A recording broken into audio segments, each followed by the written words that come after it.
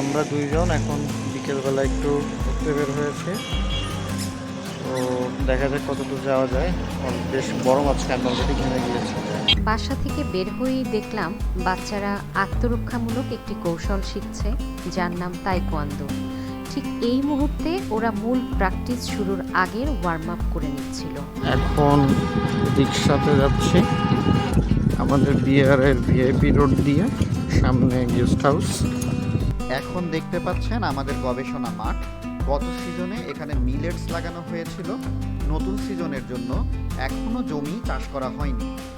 ইতিমধ্যে বিকেলবেলা দর্শনার্থীরা ঘুরতে চলে এসেছে এখানে, আর আমরা যাচ্ছি মেলাই বিল দেখতে, কারণ প্রতিদিন একই সৌন্দর্য দেখতে দেখতে একঘেয়েমি লাগে। এই একঘেয়েমি কাটাতেই আমরা যাচ্ছি চেনা পরিবেশ ছেড়ে অচেনা কাছে।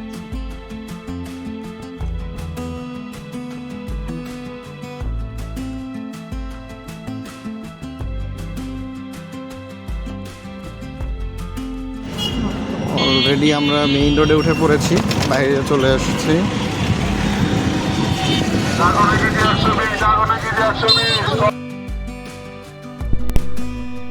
এটা একটা মন্দির। এই মন্দিরের ভিতর দিয়ে খুব সহজে শর্টকাট ওয়েতে যাওয়া যায়। ভিতরে ছোট্ট একটি বাজারও আছে। এখানে খেজুর, নাটস, সিডস, এরপরে মিষ্টি, জিলাপি এসব পাওয়া যায়।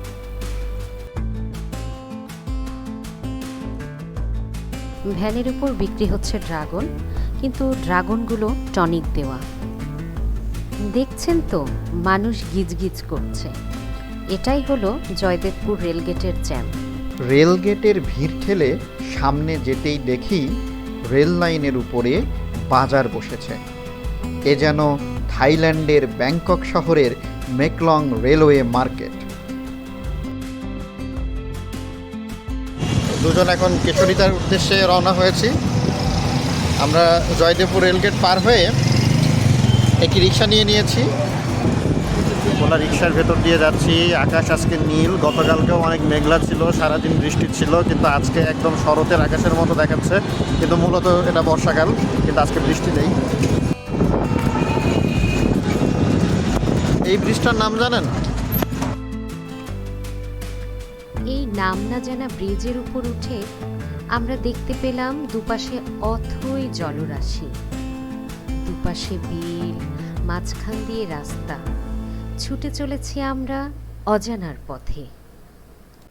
যেতে যেতে মনে হচ্ছিল পথ যেন আর শেষই হচ্ছে না। Finally we have reached at our destination. এখানে নেমে প্রথমেই চোখে পড়ল বিরাট এক জাম গাছ। জাম গাছটি পেছনে ফেলে সামনে এগোতেই চোখে পড়ল বিশাল এক পাকুড় গাছ।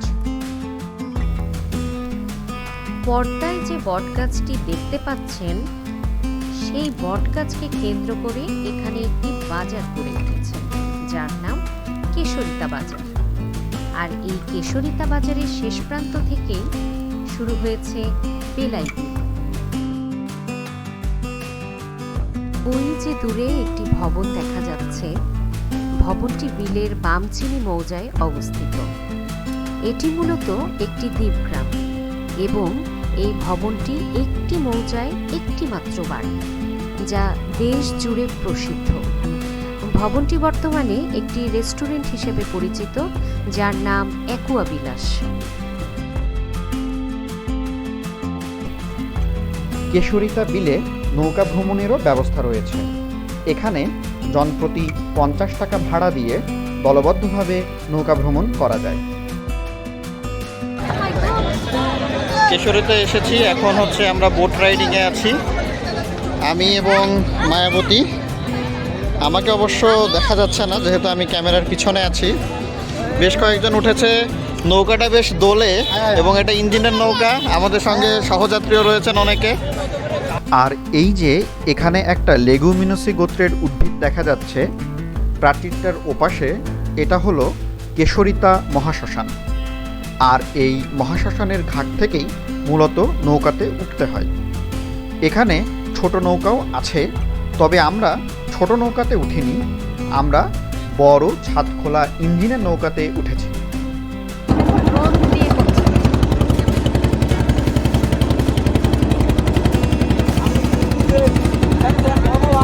গাজীপুর জেলার চেলাই নদী সংলগ্ন বাড়িয়া, ব্রাহ্মণগাঁও, বক্তারপুর ও বামচিনি মৌজা ঘেরা মনোমুগ্ধকর এই বেলাই বিল। প্রায় ৮ বর্গমাইল জুড়ে এই বিল বিস্তৃত। কথিত আছে ভাওয়ালের ভূস্বামী ঘটেশ্বর ঘোষ ৮০টি খাল কেটে চেলাই নদীর পানি নিঃশেষ করে ফেলেন। তারপরে এটি প্রকাণ্ড বিলে পরিণত হয়। নদী ও বিলের অপূর্ব সংমিশ্রণ এই বিল। খরস্রোতা চেলাই নদীর কারণে বিলটিও খরস্রোতা রূপে বিরাজমান ছিল। ছাদ দেওয়া ছাউনিওয়ালা নৌকায় ওঠার প্রয়োজন নেই। চলো আমরা একটা খোলা নৌকায় উঠি এবং সেখান থেকে আসলে খোলা নৌকায় উঠি। বর্ষায় বিলের আসল সৌন্দর্য উপভোগ করা যায়। যেদিকে তাকাচ্ছি শুধু পানি আর পানি।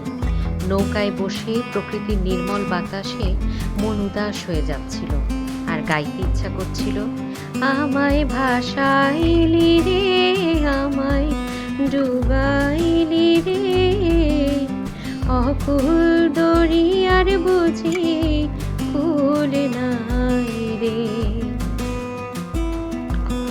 পড়ন্ত বিকেলবেলা আমরা ঘুরতে এসেছি বেলাই বিলে।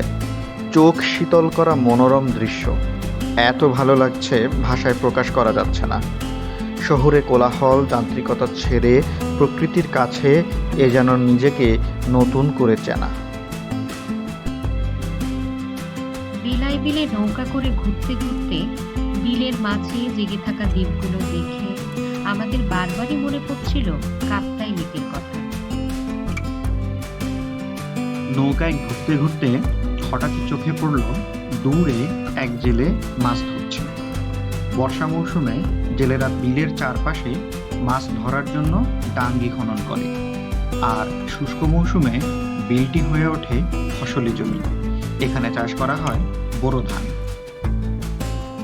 সত্যি মামা ডুবুডুবু করছে, আমাদেরও ঘরে ফিরতে হবে। কিন্তু এই গোধূলি লগ্নের বেলাই বিলকে ছেড়ে কিছুতেই ঘরে ফিরতে মন চাইছে না। আবার দেখা হবে নতুন কোনো জায়গায়, নতুন কোনো ভিডিও নিয়ে।